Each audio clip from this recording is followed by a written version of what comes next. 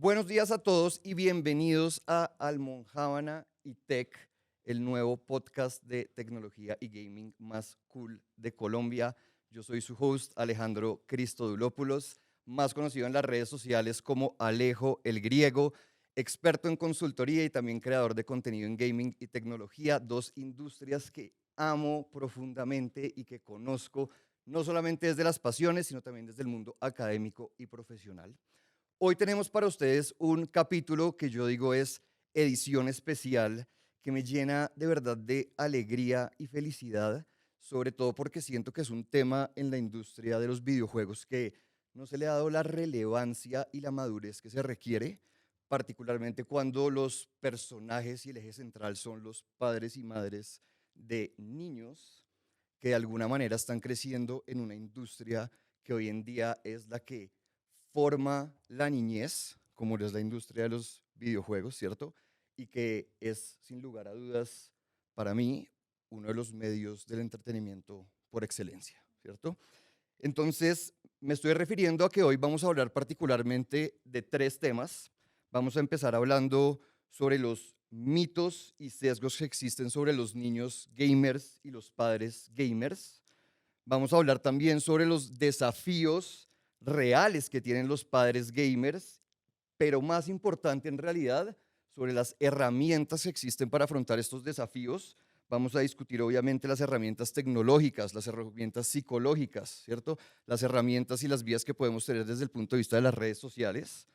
Y vamos a cerrar con una discusión muy amigable sobre lo que significa ser un padre y una madre gamer. Eh, Siendo tres temas, vamos a dividir el podcast en tres segmentos. Los vamos a ir sacando de manera periódica para que ustedes obviamente los puedan digerir de a poco, que se les quede toda la información que les vamos a dar hoy, que estoy seguro que va a ser absolutamente valiosa. Y para esto tengo a unos invitados hoy maravillosos, empezando por Martín López, que como sabemos es socio mío y co-host de Almojábana y Tech. Martín es uno de los principales creadores de contenido, influencers de tecnología en Colombia, es apasionado por las últimas tendencias. Martín les va a decir a ustedes qué comprar, cuándo comprar, cómo comprarlo, y obviamente también es una persona que usa las redes sociales pues como un vehículo para concientizar. Y tengo obviamente el placer de tener acá a una amiga mía de la vida, pero eh, digo yo, especialista en neurociencias. Qué delicia tener una persona como tú, Stephanie, acá. Stephanie cuenta con una experiencia muy amplia en el desarrollo de la neurociencia, pero principalmente con habilidades de liderazgo y habilidades sociales. Entonces nos va a traer una perspectiva absolutamente increíble. Ha publicado en múltiples revistas indexadas sobre fundamentos neuronales desde el punto de vista de la creatividad y la sensibilidad multisensorial, particularmente de la colocación virtual y táctil. O sea, esto les puede sonar como temas raros, pero van a ver cómo esto se traduce a los temas que vamos a discutir pues, hoy en día, y ha sido pues, conferencista, ha dictado múltiples talleres a multinacionales. Así que, Martín, Stephanie, bienvenidos. Qué delicia tenerlos acá con nosotros. Y mencionarles que a partir del segundo segmento también pues vamos a tener a Naxla Mina. Realmente esto me llena profundamente de emoción, porque Naxla es particularmente la Gaming Marketing Director de Xbox. Cuando Naxla se nos junte voy a hacerle una presentación formal, pero obviamente qué privilegio tener una persona del nivel y el calibre de ella. Pero empecemos entonces con este primer bloque sobre los mitos sobre los padres gamers. Y les quiero dar a ustedes, Martín y Stephanie, un par de datos y cifras para que nos ambientemos y de ahí arrancamos con las preguntas. Pero vean, el primer dato que les quiero dar, para que estemos acá en contexto, es el siguiente. Hay fuentes como la Entertainment Software Association y Statista que nos dice que hoy en día, ¿saben cuántos gamers hay a nivel mundial? 3.32 billones de gamers. Y se pronostica que la industria va a llegar en términos de mercado y de revenue a 268 billones de dólares en el 2025. Lo segundo, porque este es un tema muy importante, hay 618 millones de gamers menores de 18 años. El promedio de un gamer, sin embargo, es de 35 años. Otro tema muy importante, sobre todo para el tema de los sesgos, Steph. El 48% de los gamers son mujeres. ¿Mm? algo que probablemente la gente no tendría como en su radar, ¿cierto? Y el promedio de las horas que juega una persona normalmente a la semana de un gamer promedio es 8.45 horas promedio.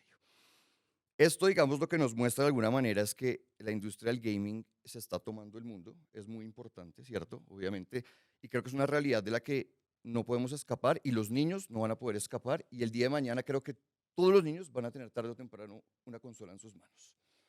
Pero creo que hay unos sesgos y unos mitos que vienen detrás por narrativas viejas que se han compartido a través de la historia que de alguna manera pues me gustaría que abordáramos hoy en día y quiero empezar contigo, Stephanie, y es preguntarte, obviamente tú das charlas sobre sesgos inconscientes de alguna manera y es cuáles para ti son esos sesgos, mitos que uno puede tener desde el punto de vista de la niñez y los videojuegos en términos generales.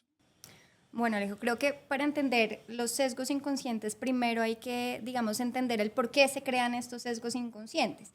Y para entender por qué se crean estos sesgos inconscientes, tenemos que entender también cómo funciona un poco el inconsciente en el cerebro, ¿no? Y es que más o menos en un instante, en un momento, pueden entrar más o menos 11 millones de pedazos de información a tu cerebro a través de todos los canales de información, a través de nuestros ojos, de lo que sentimos, de lo que probamos, de lo que solemos. Y sin embargo, nuestro cerebro consciente puede solamente percibir más o menos 50 pedazos de información y en realidad esos 11 millones de pedazos de información puede procesar apenas 7. Sin embargo, toda esa información queda registrada en el cerebro porque no hay límite de capacidad de almacenamiento en nuestro cerebro, queda registrada pero queda en nuestro inconsciente. Y la diferencia entre la información inconsciente y la información consciente es que la información consciente la podemos agarrar conscientemente, voy a agarrar este pedazo de información, la información inconsciente está ahí y es la que nos hace tomar diferentes decisiones sin saberlo, ¿no? Es un poco por lo que nos pasa de pronto cuando vamos manejando hacia nuestras casas y de repente llegamos a nuestra casa y no sabemos cómo llegamos. ¿Sí? Entonces, esta información que se va, digamos, recopilando en nuestro inconsciente, lo que hace es llenar algunos vacíos o unos huecos para, digamos, hacer un dibujo completo de una situación. Y toda esta información se va alimentando de todo lo que vemos desde pequeños, la televisión que vemos en internet, en donde crecimos, el país donde nacimos, con quién compartimos, y se van formando unas categorías y unos patrones. Entonces, sesgos hay de todo tipo. Hay en todas las, digamos que si tienes un cerebro, tienes sesgos. No hay forma de salirte de no tener sesgos. Y entonces se dividen en diferentes categorías. Con respecto a los niños y a los padres y a las personas gamers, hay algunos sesgos bastante claros y es, por ejemplo, no sé, que los niños o las personas que juegan videojuegos son agresivas o violentas, ¿sí? Eso es uno de los sesgos que puede haber. Es importante entender que los sesgos llegan a nosotros por información que está ahí, pero lo importante de los sesgos es pararse en el momento que uno va a tomar una decisión y saber si es un sesgo basado en información real o es un pensamiento que ha estado guardado en nuestro inconsciente por alguna u otra razón. No sé, también podemos entender los sesgos de los niños y las niñas gamers como que son perezosos o poco productivos, que se la pasan jugando un juego y que no hacen más. Otro de los que más me parece interesante, porque es un tema que me apasiona realmente, es el tema de género. Y es pensar que los juegos o los videojuegos lo juegan solo hombres o niños masculinos, ¿no? Y nos acabas de contar que hay 49%, 48% de los gamers son mujeres. Entonces creo que ahí hay un tema bastante interesante por el cual podemos indagar. No sé, hay sesgos también de, por ejemplo, que los niños y las niñas gamers son un poco nerds, ¿sí? Que son encerrados, que son aislados socialmente, que no tienen buenas habilidades sociales y demás. Entonces, todos esos constructos que ha generado la información que ha entrado en nuestro cerebro desde que somos muy pequeños, pues ha generado unos sesgos, que es importante saber con los sesgos, como les decía antes, es entender cómo nosotros tomamos nuestras decisiones a partir de la información inconsciente que hemos guardado durante no voy a decir porque no vamos a hablar de edades, pero toda esa información no sabes si es real, justificada o si ha sido un constructo social de toda la información que has recibido desde pequeño. Y es ahí donde te pones ahí lo importante o la invitación es, ok, cada vez que nos vayamos a enfrentar a una decisión, a una toma de decisión importante, es parar y decir, la información que tengo es relevante, es racional y es respaldada, o es una información que persigue un sesgo de perseguir lo que he oído toda la vida. ¿Sí? Exactamente. Entonces digamos que ahí eso es lo importante saber desde las neurociencias en cuanto a los sesgos. Total, y creo que hoy lo que vamos a tratar también un poco es de construir, digo yo, un poco algunos de esos sesgos, porque justamente como tú bien lo mencionas, uno oye mucho en la calle y acá te pongo ejemplos como, oigan, por jugar videojuegos la persona va a ser asocial, ¿cierto? O por jugar videojuegos la persona va a ser un introvertido, o por jugar los videojuegos la persona se la imaginan como un gafufo gordo, ¿sí? Y esas cosas realmente no son ciertas. Ahorita vamos a poner unos ejemplos y vamos a traer inclusive acá unos estudios y unas noticias indexadas, científicas y todo, que muestran que en realidad eso es una clarísima representación de sesgos inconscientes, como tú bien lo mencionas. Yo te iba a preguntar por tu opinión sobre esos comentarios, creo que ahorita lo acabaste como pues de explicar muy bien y nos dices, están asociados como a ese tipo de los sesgos y muchas veces también, si nos explicarías un poco también a posiciones como extremas, ¿no? Como parados, la gente se para muchas veces como en ese costado extremo de una posición. Cuéntanos que digamos, frente a esos comentarios. Lo que pasa es que todos los extremos son malos en todas nuestras esferas de vida, ¿no? Lo que pasa con estos sesgos es que también hay tipos de sesgos cognitivos. Entonces, por ejemplo, hay un sesgo que se llama el sesgo de confirmación, y es que confirma lo que ya creemos que sabemos. Entonces, ¿qué es lo que pasa con estos sesgos? Que se van fortaleciendo poco a poco, o sea, lo vemos en redes sociales en un mundo que se mueve tan rápidamente y que además hay unos algoritmos increíbles que además te dan de comer lo que tú quieres conocer y además te dan de comer lo que tú ya crees que sabes. Claro. ¿Sí? Entonces, al darte a comer ya lo que tú crees que sabes, pues simplemente lo que hacen es reforzar ese pensamiento. Te van mandando más hacia la esquina. Hacia el inconsciente, porque muchas veces tú vas, no sé, en las redes sociales, TikTok, Instagram, Facebook, vas bajando y sin darte cuenta, porque muchas veces uno baja sin ni siquiera parar, pero sin darte cuenta te están alimentando, ya sea positivamente o negativamente, los sesgos, porque los sesgos, lo que te digo, no son ni negativos ni positivos. Claro. Son información que nuestro cerebro necesita para tomar decisiones. Imagínate que tuviéramos que pensar conscientemente cada una de las decisiones que tomamos. Nos chiflamos, ¿no? O sea, si solamente uno para en las mañanas, ¿qué me pongo? ¿Qué voy a comer? ¿Qué voy a hacer? Todas esas decisiones cuestan tiempo, pues el inconsciente es necesario para tomar esas decisiones rápidas. Pero sí corremos el riesgo que si no paramos de vez en cuando y andamos en piloto automático todo el tiempo tomando decisiones solo basadas en el inconsciente, pues entonces hacemos que los algoritmos que nos rodean, porque los algoritmos no solo están en redes, sino en lo que vemos en televisión, en lo que oímos de nuestros amigos, nuestros familiares y demás, pues entonces lo que pasa es que se van a ir a extremos esos pensamientos o esos sesgos inconscientes, ¿no? Porque paradójicamente la única forma de evitar sesgos inconscientes negativos es siendo más consciente de ellos. Y la única forma de ser más consciente de ellos es parar de vez en cuando y decir, estoy tomando esta decisión bien o podría pensar un poquito más racionalmente sobre esta decisión. Que justo esperamos que estos capítulos sirvan para hacer esa pausa y acá voy a hacer un shift a preguntarle a Martín, sobre todo usted, Martín, que pues oyendo como de la comunidad de primera mano, usted vive envuelto en ese mundo, ¿cuáles para usted son esos principales como mitos que existen de los gamers y de los padres gamers, visto ya más como desde la comunidad per se? Pues Alejo, bueno, primero qué alegría estar por acá, de verdad tenemos un podcast muy bueno, muy instructivo y pues también muy educativo. Hay que entender algo que a mí me parece muy importante y como antes de este podcast nos reunimos, hablamos, discutimos un poco y es entender que ser padres no es fácil, ¿sí? Y a uno no nace educado para poder enseñarle a sus hijos qué está bien y qué está mal, ¿me entienden? Todo es un proceso. Y siento que muchas veces estos mitos han llevado a que los padres le tengan un sesgo a los videojuegos y como que tengan una posición de no se puede, punto, no vamos a tener consolas, no vamos a tener videojuegos dentro de la casa y hay que empezar a entender que uno no puede tener esa prohibición puesta desde el principio porque esa prohibición pues simplemente puede llevar a dos caminos. Termina siendo el niño que va a la casa del amigo y termina jugando videojuegos a escondidas del padre, que eso no tiene sentido, o dos, termina digamos que buscando otras maneras de entretenerse y eso puede llegar a ser más peligroso.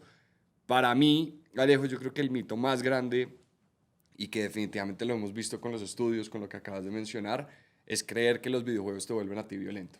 Sí, esa figura de pensar que, porque yo voy a estar jugando un juego first person shooter o algo, de la nada va a despertar en mí una actitud de querer hacer completamente algo desbordador, cuando sobre todo, y en estadísticas también está, los videojuegos que más se venden también son juegos muy entretenidos, como puede llegar a ser juegos de deporte, juegos también de los mismos como que están jugando hoy en día de jugar entre todos, lo que son otros juegos muy entretenidos, y eso al final de cuentas también ayuda a que uno se desarrolle pues como persona. Segundo mito que a mí también me parece muy como difícil de romper y es darle a entender a los padres que la forma en como uno se entretiene y como uno se educa con los videojuegos, pues también puede aprender muchas cosas. No se puede ver el videojuego como un simplemente ocio de pérdida de tiempo como está pensado y meterle a ese tercer mito o tercer como punto importante, darles a entender a los padres que hoy en día la industria del gaming va a ser el futuro. O sea, como lo fue en su momento los Juegos y como los Olímpicos, para mí no me suena loco que en unos 10 años estemos viendo en los Olímpicos una sección de gaming y de streaming y que sea pensado para una nueva forma de entretenimiento. Y esto habla de lo mucho potencial que tiene y sobre todo lo vemos en Latinoamérica, donde tenemos unos mentes brillantes y unas estrellas que juegan los mejores juegos y son número uno, pero por falta de apoyo, por falta de creer, por falta de que no se considere un deporte, no está el apoyo de los padres. ¿Sabe cuántos espectadores Teen tiene hoy en día los Electronic Sports? 577 millones. O sea, llenan estadios, como hemos hablado, para ir a ver a gente, a verlos jugar, ¿cierto? Y el tema que ustedes mencionan, ahorita yo les voy a dar un par de ejemplos como del tema de estudios y la agresividad. Y es eso, vean, pasemos a un tema que a mí de verdad que me llama demasiado la atención y tiene que ver con los estudios que hay detrás del gaming y yo hice mi investigación y mi research. Yo, pues no vamos a pasar por cada uno de los estudios. Lo que vamos a hacer para los que nos están viendo es que les vamos a dejar como los links de todos estos estudios abajo para que ustedes puedan ir, verlos y que se informen. Pero vean, yo hice una investigación en donde encontré por lo menos 11 estudios indexados de revistas científicas, universidades reconocidas de Michigan, de Brisbane, de todo, en donde básicamente lo que dicen es que hicieron pruebas con niños, y les estoy hablando de estudios y metaestudios, 5.000 niños, 12.000 niños de diferentes edades, y en todos los estudios han encontrado correlaciones positivas en temas de balance, obviamente, de horas de juego, pero correlaciones positivas entre los videojuegos con ayudar a las habilidades cognitivas de los niños, la creatividad de los niños, aliviar los síntomas de la depresión, ¿sí? Temas de inclusive mejorar la inteligencia. Un estudio, por ejemplo, le subió el IQ a las personas que jugaron videojuegos versus las que vieron solamente televisión de forma pasiva en 2.5 puntos. ¿Sí? Les estoy dando ejemplos. Ahorita yo, si quieren, mientras que ustedes charlan, les puedo dar como algunos tidbits y demás, pero quiero la opinión de ustedes y Steph sobre esto, porque hablamos del sesgo que te decimos ahorita. No, es pésimo que el niño de pronto esté en la casa jugando y uno va y ve estos estudios. Y ahorita vamos a hablar de que, claro, hay unos riesgos que queremos prevenir, pero uno va y mira estos estudios y encuentra una cantidad de beneficios interesantes que psicólogos y psiquiatras están mirando, y ahí es cuando yo creo que uno va al tema de, bueno, concienticémonos, paremos un poco en el camino, y por qué la gente no analiza esto, y porque esto, yo nunca lo he visto esto discutido en Colombia, nadie, a ninguna persona. Yo le pregunto a un papá y le cuento esto, y probablemente alguien dice como, ay, ¿qué va? ¿Cuál es tu opinión? Bueno, siento que hay en neurociencias, digamos, como dices tú, hay bastantes estudios en referente, digamos, a las diferencias entre los gamers y los non-gamers, Sí. ¿no? Yo encontré también un estudio muy interesante de Bader et al. En 2022 que hace justamente, porque aunque hay bastantes estudios, todavía falta hacer mucho más Claro. a nivel longitudinal, Total. ¿no? Pero lo que hace este estudio de Bader et al. Me pareció supremamente interesante porque es un metaanálisis. Sí. Entonces coge todos los estudios referenciados, indexados que hay en este momento, los estudia, pero al mismo tiempo los compara con un estudio que ellos hacen con el SST y el MBAC test, que son dos tests que miden como la capacidad de reacción y la memoria de trabajo, ¿no? Son como los exámenes que uno hace, ¿se acuerdan cuando uno hace el examen de manejo? manejar, Que es sí, de sí, sí, sí. reacción y de seguir y de Sí. memoria. Bueno, hacen este estudio y lo que identifican entre los non-gamers y los gamers precisamente es lo que tú nos acabas de decir, y es que se ve un incremento en las habilidades, digamos, atencionales, visoespaciales, de lógica, de creatividad, de memoria de trabajo. Y nos explico un poquito qué es la memoria de trabajo. La memoria de trabajo es esa memoria que necesitamos para tomar decisiones en el momento. Entonces es, por ejemplo, el jugador de ajedrez es la información que necesita para planear sus siguientes 10 movimientos. ¿Sí? Esa es la memoria de trabajo, que es supremamente importante para el desarrollo cognitivo generalizado de los niños. Entonces, una de las cosas que más se ve en la diferencia entre los gamers y non-gamers es precisamente esa, que la memoria de trabajo, la creatividad, la lógica, las habilidades visoespaciales, atencionales, se ven superiores a esas de los non-gamers. Aquí hay que también, creo que hacer un hincapié, y es que estamos en una etapa de nuestro mundo de modernización tan rápida que las pantallas y la tecnología son inherentemente parte de nuestras vidas. Y no podemos simplemente como decir, eso no existe para mí por los riesgos que hay o por la desinformación o sobreinformación, porque estamos llenos de sobreinformación hoy en día y precisamente lo que tenemos que hacer es coger la información que nos sirve. Sin embargo, ese estudio sí bota también otro dato interesante sobre las horas jugadas.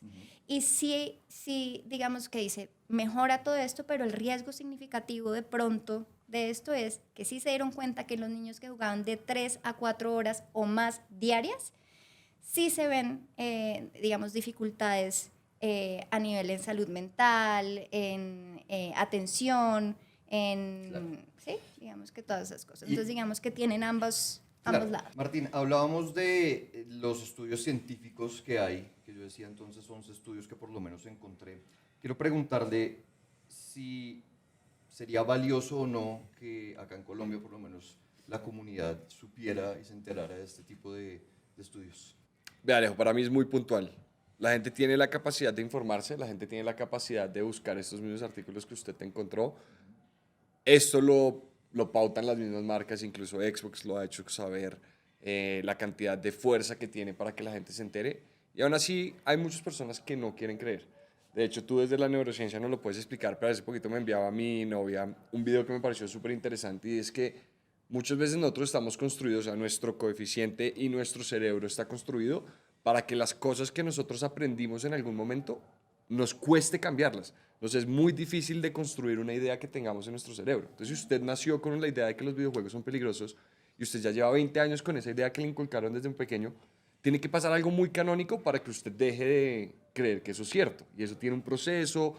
A usted le puede mostrar ciencias, usted le puede mostrar que agua y vino no mezclan, pero igualmente usted tiene su idea y le cuesta cambiarlo. Entonces, yo creo que el ejercicio más importante de todo es no pelear con los mitos, no pelear tampoco con las leyendas, es intentar informar y intentar hacerle entender a las personas como, vea, si usted tiene miedos, sus miedos pueden venir inculcados de alguien que le hizo creer, más no de algo que realmente estén afectando a las sociedades.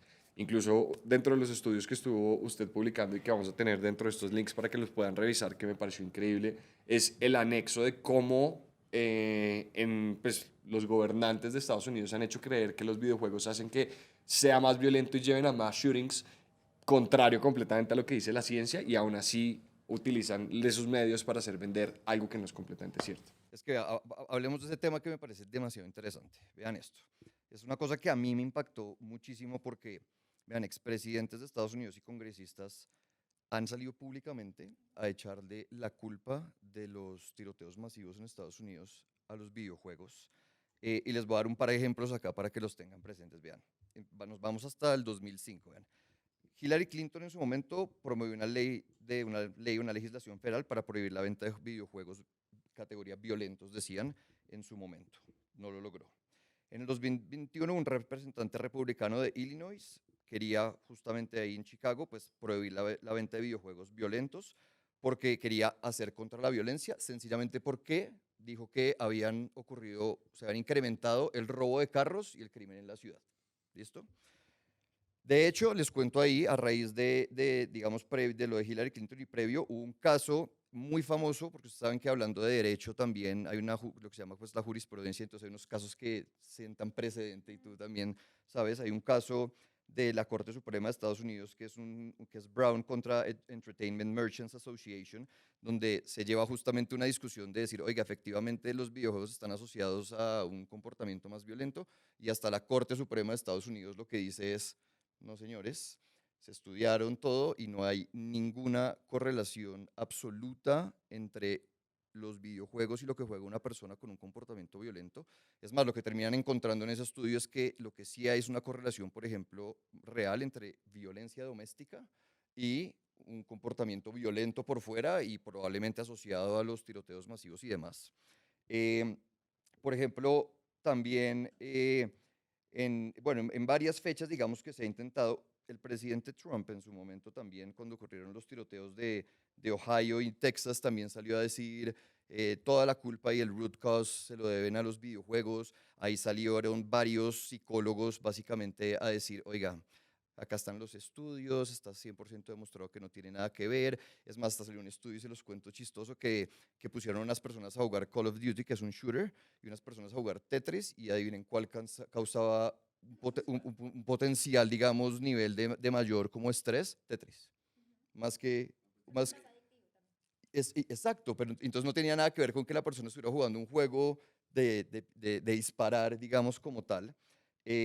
Entonces, a mí esto, hablando nuevamente como de los sesgos y demás, vean, la ciencia dice una cosa, acá yo creo que están tratando como un tema nadie ha podido controlar el tema de gun control en Estados Unidos, que yo creo que es la realidad y le echan la culpa a los videojuegos y eso no es así.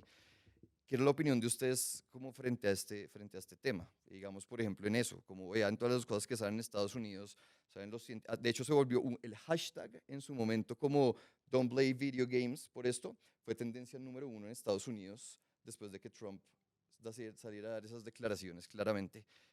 Steph, tú, hablando de los sesgos y los mitos. Pues yo siento que tiene tantas variables. O sea, un shooting en un colegio de una persona que decidió llevar una pistola al colegio y disparar, tiene un montón de variables en las que no se le puede como atribuir solamente a un videojuego, ¿sí? Hay muchas variables de personalidad, de vida, de pasado, de experiencia, en donde se forma, digamos que... los ingredientes necesarios para eso, pero no se le puede atribuir solamente a una cosa. De hecho, solo te interrumpo rápido, de las personas que estudiaron de los mass shootings, en uno encontraron que el tipo ni siquiera jugaba videojuegos y en otro el juego que jugaba era Sonic the Hedgehog. Pues es que usted, ahí en las notas que usted puso, Alejo, hay una frase que me pareció puntual y que lo hizo completamente claro. Decía, decir que una banana es causante de suicidios es igual de equivalente a decir que los videojuegos son causantes de mass shootings. No son correlacionables. O sea, yo no puedo decir Pueden que porque ser, comió... pero es una de las variables. Bueno. O sea, digamos que no se le puede atribuir a una sola variable el resultado de algo. Sí, la acción llevada a... Exacto. A mí me parece además, y quiero tocar también algo de lo que tocaste, y es lo de cómo cambiamos estas formas de pensar con respecto a todas estas noticias y todo lo que nos entrega lo que leemos constantemente, ¿no? Y es que el cerebro no puede desaprender. O sea, no puede desaprender. Tú no puedes olvidar algo que ya aprendiste porque la conexión neuronal está hecha. A no ser que tengas un evento cerebrovascular, un accidente cerebrovascular en donde tengas un derrame y se murió esa conexión, ok. Pero sí hay forma en que sí podemos cambiar nuestro cerebro. me gustaría hacerles un ejercicio rapidísimo.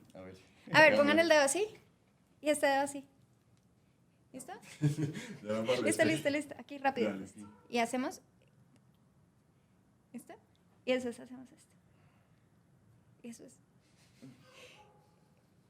¿Listo? Por ahí, los que nos están viendo también lo pueden intentar, ¿no? Si yo les pido que hagan esto, ¿sí? Pues es una actividad nueva, es algo que nos cuesta porque además es ambos hemisferios, pero para cambiar un pensamiento, para cambiar algo que queramos hacer, necesitamos 4 cosas que las podemos ver acá. Nosotros necesitamos atención focal. Yo ya lo puedo hacer porque la conexión neuronal ya está hecha. Y después lo logré. Sí, ¿Ustedes no han visto ese video exacto. que dicen como tal cosa está pasando porque cuando hablas tienes la lengua en el paladar? Y uno termina el video y uno es... ¿Sí? Y sale el video diciendo como estás con la lengua en el paladar. Exactamente. Entonces cuando hacemos, yo ya lo hago, si yo los dejara 5 minutos, todos podemos hacerlo, pero necesitamos atención focalizada a lo que estamos cambiando, necesitamos repetir el comportamiento, necesitamos además un ambiente adecuado, porque si tú, Alejo, estás haciéndolo y yo al mismo tiempo te estoy empujando, Alejo, Obvio. pues va a ser muy difícil, pero sobre todo y lo más importante que necesitamos para cambiar es la motivación de cambiar. Tú me puedes decir, Martín, ay no, Steph, yo no quiero hacer eso. Y ya, y no se da esa conexión. Más importante es entender qué queremos cambiar y ponerle la motivación a que queremos hacerlo.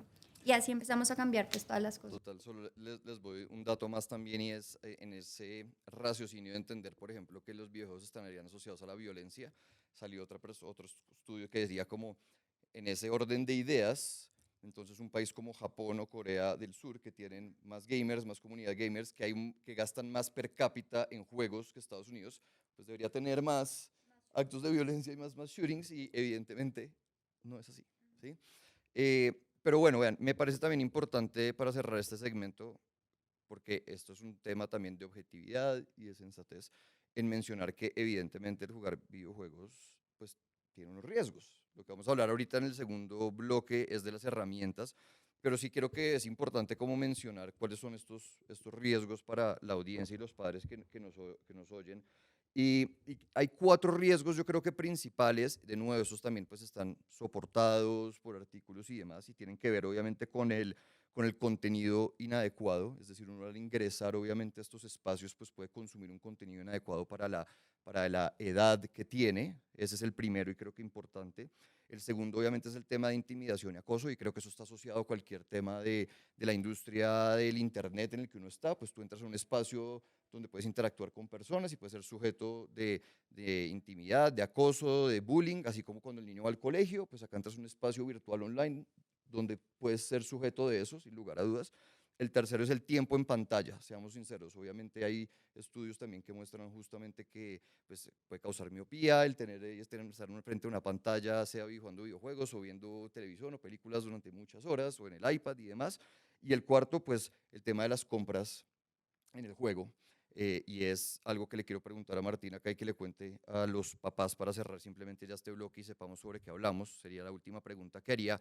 Y es, muchos papás no saben, Martín, porque vienen enseñados que iban a Estados Unidos y le compraban el juego de Nintendo o de Xbox o de Play, a lo que fuera, a su hijo y le traía y lo compraban a un precio fijo y ese era el juego. Hoy en día lo que hay son juegos por servicio, que tienen una cosa que se llaman microtransacciones, ¿cierto? ¿Qué significa? Explíquele a los padres y madres qué significa eso de juego por servicio y microtransacciones y por qué eso es un riesgo que ahorita con Nashla, que nos va a acompañar, vamos a ver cómo podemos mitigarlo. Alejo, ese tema es completamente delicado y tomó mucho fuerza después de que en Estados Unidos en el 2017 un niño como de 8 años, 7 años le gastó a la madre creo que $35,000 en compras en un videojuego. La situación se dio fue porque la madre tenía pues en el celular de su hijo instalado la cuenta con su tarjeta de crédito y el niño estaba jugando y simplemente vio que este videojuego estaba promocionando unas monedas. Pues el niño simplemente veía por el push y pues por el conocimiento veía y el niño simplemente le dio clic y llegó a un punto en donde se gastó $35,000 en add-ons dentro del videojuego. A raíz de esto hubo una demanda hacia el productor y pues llevó a que evidentemente los videojuegos tuvieran que poner diferentes layers para poder hacer la compra de los videojuegos. Hoy en día, gracias a ese proceso, hay diferentes temas importantes. Número uno, si usted es padre y tiene un hijo que está jugando con una cuenta, usted puede bloquear cualquier tipo de transacción o microtransacción en los videojuegos con una cuenta parental. Esta cuenta parental le permite que si su hijo o hija termina decidiendo hacerle clic al botoncito de monedas, va a tener que pasar por una aprobación en donde tendrá que poner usted seguramente su contraseña y tendrá que poner una autorización. Esto lo hacen para que no pueda pasar de nuevo el suceso que había dado en anterioridad. También conocemos que hay muchos padres que deciden instalar los videojuegos de sus hijos y dejar una cuenta con una tarjeta de crédito anexa a la cuenta. Si usted hace esto, nuevamente usted puede bloquear para que todas las microtransacciones sean autorizadas previamente por un adulto mayor y esto obviamente permite que no tengan este tipo de descontrol. Tercero, también hay un tema muy importante con esto de los videojuegos y con las compras add-ons y es, hoy en día la mayoría de videojuegos tienen autorización, si es para un menor de edad, si puede o no comprar los productos dentro de esto.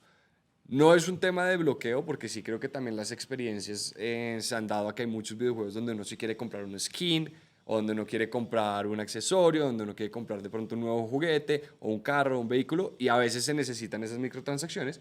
Y hay una forma, y es que yo como padre le puedo comprar, autorizado por mí, una cantidad específica de monedas o dinero virtual o como les llamen a estos, o tokens, para que el hijo tenga en la cuenta un valor. Y me parece muy interesante porque leyendo frente a este tema es una manera muy fácil de educarle a sus hijos cómo funcionan las finanzas desde los videojuegos. Porque lo que usted hace es, probablemente su hijo de 8 años a 12, 15, todavía no tiene una tarjeta de débito, no tiene una cuenta de ahorros, usted le dice, ok, te voy a entregar en tu videojuego 20.000 tokens.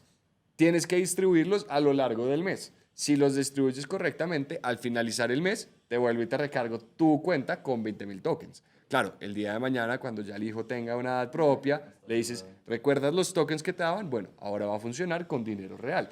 Te va a recargar esta cuenta con esta tarjeta y tú la vas a usar de manera apropiada. Maravilloso. Entonces, simplemente para resumir, padres, ustedes, hay juegos hoy en día que no cuestan, se bajan gratis, free to play, se bajan y no cuestan nada.